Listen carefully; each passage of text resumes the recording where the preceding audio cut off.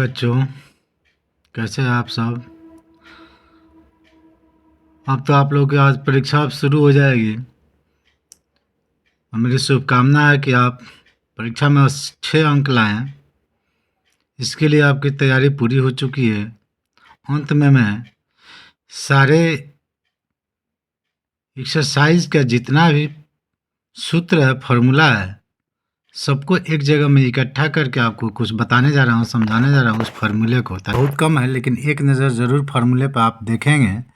जिससे पहले है, सबसे पहले यूक्लिड विभाजन प्रमेय का।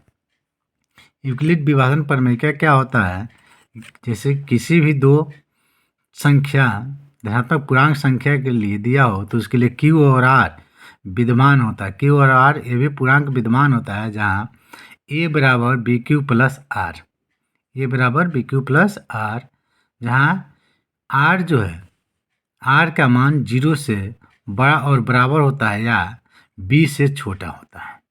ये आपका यूक्लिड विभाजन प्रमेय का होता है। इसके अलावा बहुपद में चलते हैं, रैखिक बहुपद में। तो रैखिक बहुपद का जो सामान्य सूत्र होता है आपका ए एक्स प्लस बी बराबर 0। एक चर वाले रैखिक बहुपद का सामान्य सूत्र होता है ए एक्स प्लस बी बराबर 0। इसका शून्यक जो होता है, शून्यक होता है माइनस बी बटा ए। इसी प्रकार द्विघात बहुपद का सामान्य सूत्र जो होता है, द्विघात बहुपद का सामान्य सूत्र a x square plus b x plus c बराबर 0 होता है। यदि शून्यक उसका अल्फा तथा बीटा हो तो शून्यकों का योगफल क्या होगा, अल्फा प्लस बीटा बराबर माइनस बी बटा ए, और शून्यकों का गुणनफल बराबर क्या होगा, अल्फा इंटू बीटा सी बटा ए होगा। इस प्रकार शून्यकों का योगफल और गुणनफल हम ज्ञात कर सकते हैं। इसमें सकते हैं कि त्रिघात बहुपद का सामान्य सूत्र जो होता है a x cube plus b x square plus c x plus d बराबर 0। इसमें शून्य अल्फा बीटा गामा 3 अगर इसका शून्यक है, जैसे कोई भी बहुपद होता है, जितने घात का बहुपद होता है अधिकतम उसका उतने ही शून्यक हो सकते हैं, उससे अधिक शून्यक नहीं हो सकता। उससे भले कम शून्यक होगा लेकिन उससे अधिक शून्यक नहीं होगा। इस प्रकार शून्यकों का योगफल यानी मूलों का योगफल बराबर माइनस बी बटा ए। दो मूलों का गुणनफल का योगफल होता है सी बटा ए, और तीनों मूलों का गुणनफल जो होता है माइनस डी बटा ए होता है। इसमें दो चर वाले रैखिक समीकरण के बारे में देखते हैं। दो चर वाले रैखिक समीकरण को हल करने संबंधी जो इसका कंडीशन होता है, जो शर्त होता है, इसके लिए पहला आपका कंडीशन क्या होता है कि यदि a1 बटा a2 बराबर नॉट इक्वल टू बराबर हो b1 बटा b2 के, तब क्या होता है, समीकरण का जो समीकरण की रेखाएं होती है प्रतिच्छेदी होती है। समीकरण का एक अद्वितीय हल होता है, मतलब सिर्फ एक ही हल होगा, एक से अधिक हल नहीं हो सकता है। तीसरा जो समीकरण युग्म संगत होगा, इसको संगत समीकरण युग्म कहते हैं। दूसरा कंडीशन आपका कि यदि a1 बटा a2 इक्वल टू b1 बटा b2 not equal to c1 बटा c2 हो तो इस प्रकार से जो रेखा खींचा जाएगा या रेखाएं होंगी समांतर होगी, समीकरण युग्म का कोई हल नहीं होगा।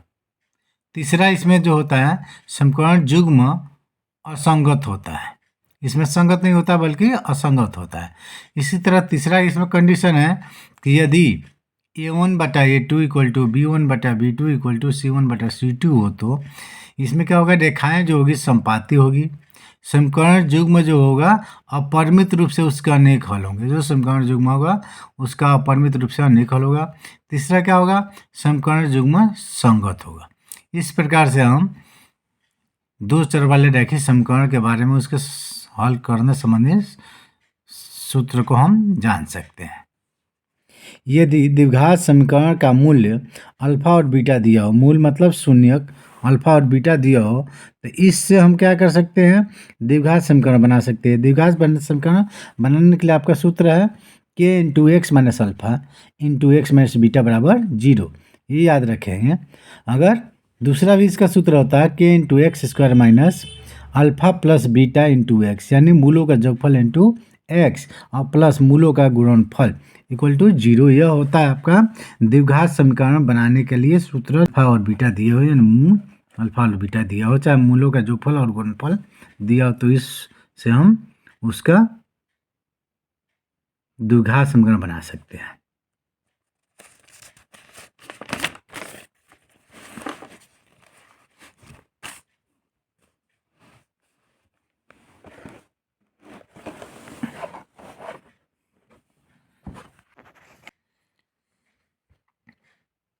हाँ, इसके अलावा समांतर श्रेणी में अंत से अगर एनवा पद ज्ञात करने के लिए कहता है, अंत से एनवा पद ज्ञात करने के लिए कहता है, तो इसके लिए फॉर्मूला होता है ए एन बराबर एल माइनस एन ब्रैकेट में n minus one into d. ये अंत से एनवा पद ज्ञात करने के लिए फॉर्मूला होता है, जहाँ पे एल क्या होता है, अंतिम पद होता है, एन क्या होता है, पदों की कुल संख्या होती है, डी क्या होता है, सर्वांतर होता है। इस प्रकार से अंत से एनवा पद के लिए हम फॉर्मूला जान सकते हैं, ए एन बराबर l minus n minus into d. फिर इसके बाद है समांतर श्रेणी के एन पदों का जोगफल क्या होता है। समांतर श्रेणी के किसी भी समांतर श्रेणी में अगर एन पद हो तो एन पदों का जोगफल होता है एन बट्टा टू ब्रैकेट में 2a plus n minus one into two. N पदों के जोगफल के लिए फॉर्मूला होता है, इसको याद रखेंगे। जहाँ एस एन क्या होता है, एन पदों का जोगफल होता है, एन क्या होता है, पदों की संख्या होती है, ये क्या होता है, प्रथम पद होता है, डी क्या होता है, सर्वांतर होता है। इस प्रकार से हम इन पदों के जोगफल के लिए फॉर्मूला जानते हैं। इसके अलावा आप यदि पदों की संख्या एन पदों का जोगफल एस एन दिया हो, यदि एन पदों का जोगफल एस एन यदि एन पदों का जोगफल दिया एस एन दिया हो तो प्रथम पद हमको ज्ञात करना हो, तो इसके लिए फॉर्मूला आ जाएगा s two minus s one. इसका मतलब दो पदों का जोगफल, इसका मतलब दो पदों का जोगफल माइनस एक पदों का जोगफल। दूसरा पद ज्ञात करना हो, ए टू निकलना हो, तो s three minus s two का फॉर्मूला लगाएंगे। इसके लिए फॉर्मूला हो जाएगा यानी तीन पदों का जोगफल माइनस दो पदों का जोगफल। इसी प्रकार एनवा पद ज्ञात करना हो, यानी एस एन जी दिया हो, जोगफल दिया हो, तो एनवा पद ज्ञात करने के लिए s n minus s n minus one, यानी एन पदों का जोगफल माइनस एन माइनस वन पदों का जोगफल। इस प्रकार से अगर किसी भी एपी में अगर एन पदों का जोगफल दिया हो, उसका फार्मूला दिया हो, तो एनवा पद ज्ञात करने के लिए कह रहे हैं, तो हम डायरेक्ट इस फार्मूले से ज्ञात कर सकते हैं। एनवा पद के लिए फार्मूला हो जाएगा s n minus bracket s n minus one, यानी एन पदों का जोगफल माइनस एन माइनस वन पदों का जोगफल से हम उसका ज्ञात कर सकते हैं एनवा पद। अब आइए त्रिभुज में चलते हैं। त्रिभुज में यदि दो त्रिभुज अगर समरूप हो, दो त्रिभुज समरूप हो, तो उसके क्षेत्रफलों का जो अनुपात हो गया, यानी त्रिभुज पी क्यू आर जो है त्रिभुज ए बी सी के समरूप हो, तो त्रिभुज ए बी सी का क्षेत्रफल बटा त्रिभुज पी क्यू आर के क्षेत्रफल बराबर होता है उसके संगत भुजाओं के वर्गों के बराबर होता है, यानी संगत भुजाओं के वर्गों के अनुपात के बराबर होता है। यानी त्रिभुज ए बी सी का क्षेत्रफल बटा त्रिभुज पी क्यू आर का क्षेत्रफल बराबर होगा ए बी बटा पी क्यू का होल स्क्वायर, या बी सी बटा क्यू आर का होल स्क्वायर, या ई सी बटा पी आर का स्क्वायर। इसमें त्रिभुज का अगर क्षेत्रफल दिया हो तो उसके हम भुजाओं का अनुपात ज्ञात कर सकते हैं, या भुजाओं का अनुपात दिया हो, भुजाओं का मान दिया हो, तो त्रिभुज के क्षेत्रफल का अनुपात हम ज्ञात कर सकते हैं इस फार्मूले से। इसके अलावा इसमें और भी फार्मूला देता है कहीं कहीं, जिससे ये दिया है आपका कि अगर कहीं संगत शीर्षलंब दिया हो, किसी त्रिभुज में संगत शीर्षलंब, जैसे त्रिभुज एबीसी है, इसका शीर्षलंब एडी दिया है, पी क्यू आर में शीर्षलंब पीएम दिया है, तो इस प्रकार से अगर त्रिभुज के क्षेत्रफल का अनुपात हम निकालना है, त्रिभुज एबीसी का क्षेत्रफल बता त्रिभुज पी क्यू आर का क्षेत्रफल बराबर उसके शीर्ष लंबों के अनुपात के वर्ग के बराबर हो जाता है। फिर इसमें इसी में तीसरा जो है, अगर माध्यिका दिया हो, जैसे ए एल और पी एम माध्यिका दिया है, किस त्रिभुज ए बी सी का माध्यिका दिया है ए एल, और त्रिभुज पी क्यू आर का माध्यिका दिया है पी एम, तो इस प्रकार से यदि दो त्रिभुज ए बी सी और पी क्यू आर समरूप हो और ए एल और पी एम उसका माध्यिका दिया हो, ये ए एल हो गया और ये पी एम माध्यिका दिया हो, तो त्रिभुज ए बी सी का क्षेत्रफल बटा त्रिभुज पी क्यू आर का क्षेत्रफल जो होगा, इस दोनों त्रिभुजों का क्षेत्रफल का अनुपात जो होगा उसके माध्यिकाओं के अनुपात के वर्ग के बराबर होगा। इस प्रकार से अगर माध्यिका दिया हो और त्रिभुज के क्षेत्रफल का अनुपात पूछ रहा हो तो इस फॉर्मूले से हम ज्ञात कर सकते हैं। इसके अलावा यदि त्रिभुज ABC में डी समांतर BC हो, डी ये जैसे त्रिभुज ABC है, इसमें ये डी जो है समांतर है BC के, तब क्या होगा AD बटा BD बराबर AE बटा EC होगा। ये अनुपात जो होता है AD बटा BD बराबर AE बटा EC होता है। इसको हम थेल्स का प्रमेय भी कहते हैं, इसको थेल्स का प्रमेय भी कहते हैं। इसके अलावा इसमें और भी दो अनुपात बराबर होता है। इसमें दो अनुपात और बराबर होता है। कौन कौन सा अनुपात बराबर होता है कि AD बटा AB लिख सकते हैं बराबर AE बटा AC लिख सकते हैं, या BD बटा AB लिख सकते हैं या बराबर EC बटा AC लिख सकते हैं। BD बटा AB बराबर EC बटा AC लिख सकते हैं। इस प्रकार से त्रिभुज में यह भी अनुपात क्या होता है, बराबर होता है जब समांतर हो तो। हम नेक्स्ट देखते हैं निर्देशांक ज्यामिति। निर्देशांक ज्यामिति में आपको दूरी सूत्र पढ़ना है। दूरी सूत्र जानते हैं कि √(x2 - x1) का whole square plus y2 - y1 का होल स्क्वायर होता है। नेक्स्ट विभाजन सूत्र इसमें पूछता है। विभाजन सूत्र बराबर mx2 + nx1 बटा m + n होता है, और कॉमा my2 + ny1 बटा m + n होता है। कहाँ, जहाँ दो बिंदुओं का निर्देशांक दिया हो और तीसरा बिंदु उस रेखा को मिलाने वाली रेखा को m/n में विभाजित करती है, या m1/m1 m2 में विभाजित करेगा, तो इसके लिए फार्मूला ये हो जाएगा m1x2 + m2x1 बटा m1 + m2, comma m1y2 + m2y1 बटा m1 + m2। दोनों में से किसी का यूज कर सकते हैं। ये विभाजन सूत्र होता है। इस विभाजन सूत्र के द्वारा हम इसको किसी भी दो बिंदुओं को मिलाने वाली रेखा को कोई तीसरा बिंदु m/n में विभाजित करते हैं, तो इस फॉर्मूले से हम उसका अनुपात ज्ञात कर सकते हैं। इसके बाद निर्देशांक ज्यामिति में कुछ मुख्य बिंदु होता है कि x अक्ष पर y का निर्देशांक यानी y का मान जो होता है 0 होता है, यानी y बराबर 0 होता है x अक्ष पर। y अक्ष पर जो होता है x का निर्देशांक मान 0 होता है, यानी x बराबर 0 होता है y अक्ष पर। y अक्ष पर कोई बिंदु अगर लेना होता है तो 0, y लेते हैं। x अक्ष पर कोई बिंदु लेना होता है तो x, 0 लेते हैं। और यदि x y किसी बिंदु का निर्देशांक दिया हो तो भुज बराबर x होता है, यानी पहला मान होगा भुज और दूसरा मान जो होगा ये x जो होगा भुज कहलाएगा, y जो हो कोटि कहलाएगा, यानी भुज बराबर x हो जाएगा और कोटि बराबर y हो जाएगा। इस प्रकार से हम भुज और कोटि को अलावा और कोई त्रिभुज दिया, त्रिभुज के तीनों शीर्षों का निर्देशांक दिया हो, जैसे A का निर्देशांक x1 y1, B का निर्देशांक x2 y2 और C का निर्देशांक x3 y3 मानते हैं, तो इसमें क्या होता है, त्रिभुज के क्षेत्रफल का सूत्र होता है 1/2 x1 ब्रैकेट में y2 - y3, फिर प्लस x2 ब्रैकेट में y3 - y1 plus x3 bracket में y1 प्लस माइनस y2। इसको याद कैसे करते हैं, याद करने का सिंपल सा फॉर्मूला है, तो 1/2 और इसको 3 बार हम लिख दें x ब्रैकेट में y - y, फिर प्लस x ब्रैकेट में y - y, फिर प्लस x ब्रैकेट में y - y, ब्रैकेट बंद, फिर बड़ा ब्रैकेट बंद। इसको लिख कर बैठा दें। मान कैसे बैठाएंगे, 1 2 3, 1 यानी x में 1, y में 2, फिर 3, y में 3। फिर इसमें अब 1 से शुरू हुआ था तो यहाँ 2 से शुरू करेंगे, 2 के बाद 3 आता है 3 लिखेंगे, 3 के बाद अब 1 पे आ जाएगा तो 1 लिखेंगे। अब फिर उसी तरह प्लस में 3 से शुरू करेंगे, 3 के बाद 1 आता है, फिर 2 आता है। इस प्रकार से फार्मूला मिल जाएगा, यानी इसको हम पढ़ सकते हैं 1/2 x1 ब्रैकेट में y2 - y3 plus x2 bracket में y3 - y1 फिर प्लस x3 ब्रैकेट में y1 - y2। इस प्रकार से ये क्षेत्रफल निकालने का फार्मूला होता है। आपको क्षेत्रफल कब निकालेंगे, जब त्रिभुज के तीनों शीर्षों का निर्देशांक दिया हो तब।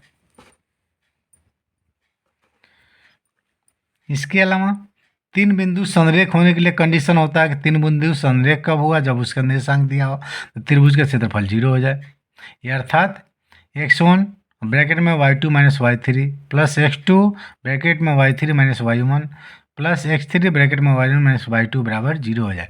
अगर तीन बिंदु संरेख हो तो इस सूत्र पर रखकर हम कोई नहीं मान दिया रहता उसका मान ज्ञात कर लेते हैं, या इस फॉर्मूले पर रखकर अगर 0 माना जाता है तो लिख देंगे तीनों बिंदु संरेख होगा। नेक्स्ट आपका त्रिभुज का अगर केंद्रक का निर्देशांक पूछता है, केंद्रक का निर्देशांक तो x1 plus x2 plus x3/3 होगा, y1 plus y2 plus y3/3। इस प्रकार से केंद्रक का निर्देशांक ज्ञात कर सकते हैं। अगर निर्देशांक ज्यामिति में त्रिभुज के ये जो तीनों शीर्ष दिया हो तो इसका केंद्रक अगर ज्ञात करना हो सेंट्राइड तो उसको हम इस फार्मूले से ज्ञात कर लेंगे, x1 plus x2 plus x3/3, y1 plus y2 plus y3/3। चलता है वृत्त में। वृत्त पर स्थित किसी बिंदु से अगर वृत्त पर कोई बिंदु है, मान लीजिए यहाँ पे कोई बिंदु है तो इससे एक ही स्पर्श रेखा खींच सकते हैं। वृत्त से होकर यानी वृत्त पर कोई बिंदु स्थित है तो उस पर एक ही स्पर्श रेखा खींच सकते हैं। अगर वृत्त के बाहर कोई बिंदु है तो इससे दो स्पर्श रेखा खींच सकते हैं। दो से अधिक नहीं खींचाएगा, दो ही स्पर्श रेखा खींच सकते हैं। ठीक, तो ये वृत्त के बाहर और दोनों स्पर्श रेखा बराबर होती है, जैसे पी ए बराबर पी बी, ये पी ए और पी बी दोनों में आपस में बराबर होती है। इसके बाद है कि वृत्त के केंद्र से स्पर्श बिंदु पर त्रिज्या लंब होती है, यानी ये वृत्त का केंद्र हो गया, यह स्पर्श बिंदु कहलाएगा ए और बी। इससे अगर मिलाते हैं त्रिज्या है स्पर्श बिंदु पर खींचते हैं तो यहाँ 90 का कोण बनता है, यहाँ भी 90 का कोण बनेगा। यानी जहाँ भी स्पर्श बिंदु है अगर उस पर त्रिज्या मिलाते हैं त्रिज्या को तो वहाँ 90 डिग्री का कोण बनेगा, यानी यह 90 का कोण होगा। कोण ओ ए पी चाहे ओ बी पी यह होगा 90 डिग्री। ये आपका त्रिकोणमिति में, त्रिकोणमिति जो ट्रिग्नोमेट्री होता है इसके में फार्मूला होता है साइन थीटा बटा पी बटा एच, कोस थीटा बराबर बी बटा एच, टैन थीटा बराबर p by b, cosec theta बराबर एच बटा पी, सेक थीटा बराबर एच बटा बी और कॉट थीटा बराबर बी बटा पी। इसको त्रिकोणमितीय निष्पत्तियाँ भी कहते हैं। इसमें क्या होता है उसके कोण और भुजाओं में संबंध होता है, कोण और उसके भुजाओं का संबंध नहीं दिखाया जाता है त्रिकोणमितीय निष्पत्तियाँ के द्वारा। त्रिकोणमितीय निष्पत्तियाँ 6 होती है जिसमें 3 साइन कॉस टेन जो मुख्य निष्पत्तियाँ होती है, और ये जो होता है व्युत्क्रम निष्पत्तियाँ होती है, कोसेक सेक और कॉट व्युत्क्रम निष्पत्तियाँ होती है। इस प्रकार से हम त्रिकोणमितीय निष्पत्तियाँ इस फॉर्मूले से हम ज्ञात कर सकते हैं। इसके अलावा और भी इसमें सूत्र होता है, इसको तत्समक सूत्र कहता है, आइडेंटिटी सूत्र। इसके बराबर में सबके बराबर में 1 होगा। देखिए क्या होता है इसमें कि sine theta into cosec theta equal to 1, ये फॉर्मूला हो गया sine theta into cosec theta equal to 1। दूसरा है cos theta into sec theta equal to 1। तीसरा है tan theta into cot theta equal to 1। तो ये सब आइडेंटिटी होता है, इसमें सबके बराबर में 1 है। 1 से 3 फार्मूला बनता है।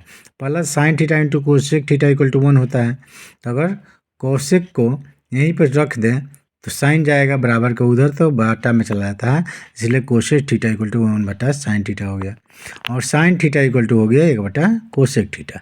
इसी प्रकार cosec cos theta into sec theta equal to 1 होता है, और सेक को यहीं पर रख देते हैं कोस बाटा में जाएगा तो सेक थीटा इक्वल टू हो जाएगा 1 बाई कोस थीटा, और cos theta equal to 1 by sec theta हो जाएगा। इस प्रकार नेक्स्ट तीसरा जो होता है tan theta into cot theta equal to 1 होता है, tan theta into cot theta equal to 1 होता है। तो इसमें कॉट थीटा को रखते हैं तो कॉट थीटा इक्वल टू हो जाएगा 1 बटा टैन थीटा, और इसी प्रकार टैन थीटा इक्वल टू हो जाएगा 1 बटा कॉट थीटा। इसमें एक और होता है स्क्वायर फार्मूला, इसको वर्ग फार्मूला भी कहते हैं, sine square theta plus cos square theta equal to 1 होता है। इसमें भी 1 होता है, sine square theta plus cos square theta equal to 1। इसमें sine square theta equal to हो जाएगा 1 minus cos square theta, sine square theta equal to हो जाएगा 1 माइनस कॉस स्क्वायर थीटा। इसी प्रकार cos square theta equal to हो जाएगा 1 minus sign square theta. इसमें एक और फार्मूला होता है टैन थीटा इक्वल टू होता है साइन बटा कॉस थीटा, और कॉट थीटा बराबर होता है कॉस बटा साइन थीटा।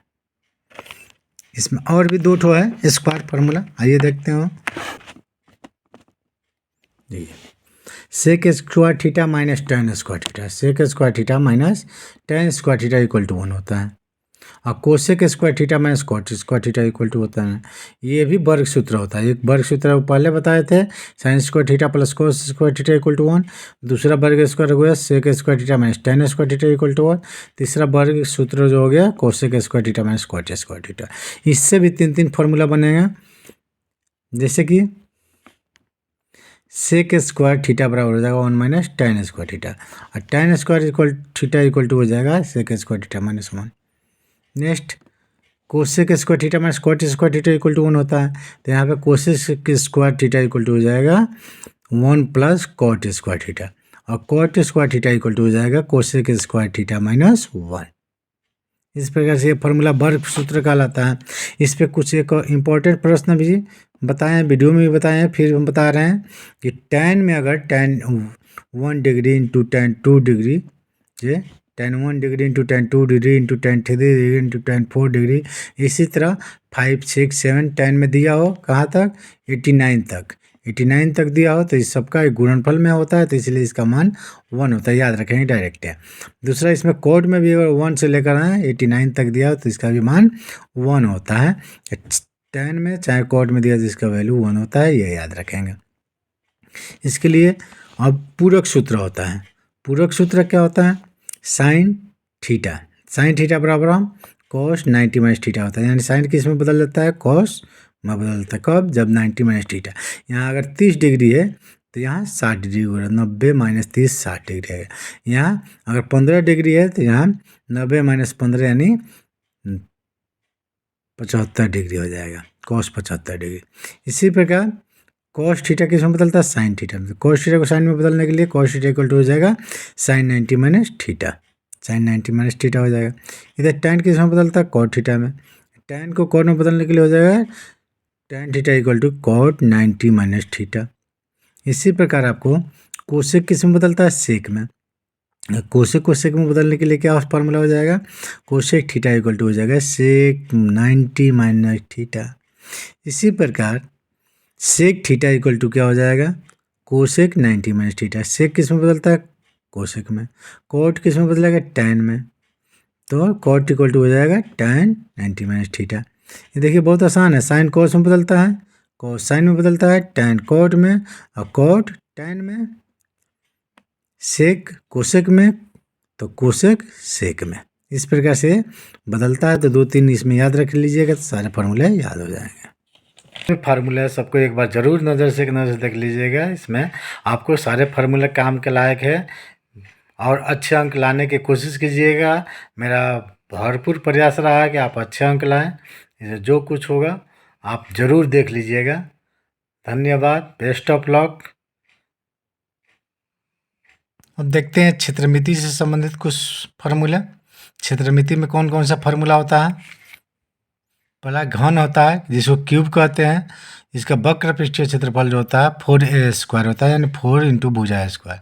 कुल पृष्ठीय क्षेत्रफल जो होता है 6a स्क्वायर यानी 6 इंटू भुजा स्क्वायर। आयतन क्या होता है? a क्यूब यानी भुजा का क्यूब। इसमें ये क्या चीज़ है? घन की भुजा है। ये जो है घन की भुजा कहलाता है। अगर विकर्ण निकालने के लिए कहता है तो a√3 यानी भुजा √3 हम इससे विकर्ण निकाल सकते हैं। दूसरा है घनाभ। घनाभ को क्यूबाइड कहते हैं। इसका वक्र पृष्ठीय क्षेत्रफल जो होता है, इसका वक्र पृष्ठीय 2 इंटू ब्रैकेट में l plus b into h होता है, यानी परिमाप गुणा ऊंचाई होता है। कुल पृष्ठीय क्षेत्रफल जो होता है, कुल पृष्ठीय क्षेत्रफल जो होता है 2 into l into b, 2 bracket में l into b plus b into h plus h into l. कुल पृष्ठीय क्षेत्रफल। आयतन क्या होता है? l into b into h होता है। यहाँ जहाँ l क्या है? घन की लंबाई है, b क्या है? घन की चौड़ाई है, h क्या है? घन की ऊंचाई है। अगर इसका विकर्ण निकालने के लिए कहता है तो ब्रैकेट में रूट में l square plus b square plus h square से ज्ञात कर सकते हैं। बेलन, सिलेंडर इसको कहते हैं। बेलन का वक्र पृष्ठीय क्षेत्रफल जो होता है 2 पाई आर एच होता है। कुल पृष्ठीय क्षेत्रफल जो होता है 2 पाई आर, ब्रैकेट में आर प्लस एच होता है। आयतन होता है इसका पाई आर स्क्वायर एच। इसमें पाई क्या चीज़ है?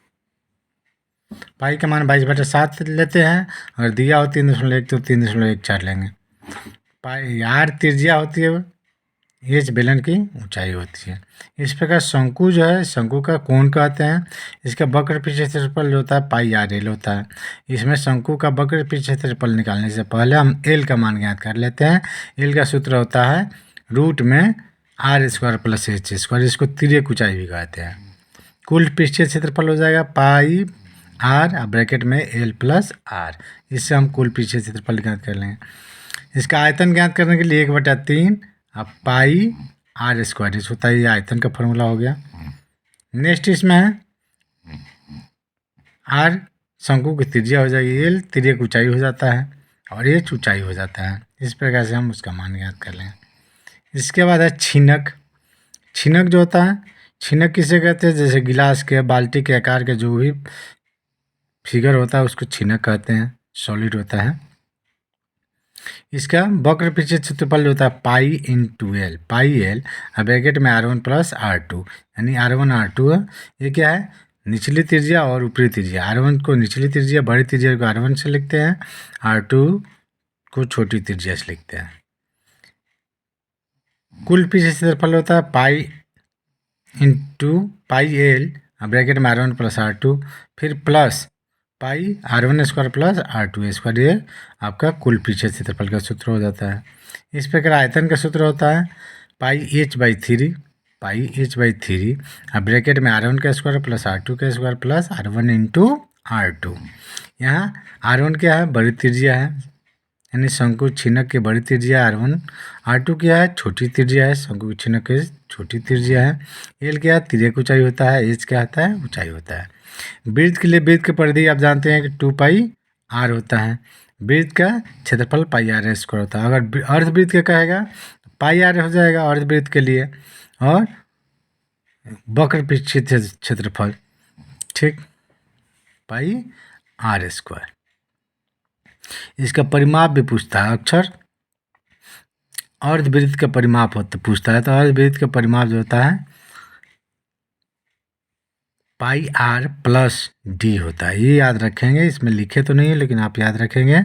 अर्धवृत्त का परिमाप जो होता है πr प्लस d होता है। इस प्रकार से अब चलते हैं सांख्यिकी में, माध्यमार्धक बाहुलक में। तो इसमें आंकड़ा दो प्रकार का होता है, प्राथमिक आंकड़ा और द्वितीयक आंकड़ा। प्राथमिक आंकड़ा क्या होता है, जो हम स्वयं इकट्ठा करते हैं, कहीं से सूचना को स्वयं इकट्ठा करते हैं उसको प्राथमिक आंकड़ा करते हैं। अगर कहीं आंकड़ा इकट्ठा किया हो उसको ले लेते हैं तो उसको द्वितीयक आंकड़ा कहते हैं, या गौण आंकड़ा भी कहते हैं।